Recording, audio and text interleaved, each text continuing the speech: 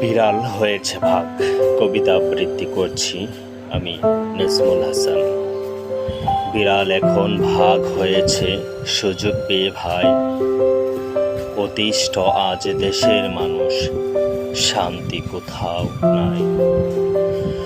16 বছর কোথায় ছিল সবে জানে জাতি, চোরের মতো চলত ওরা, খাইত সাদা লাথি।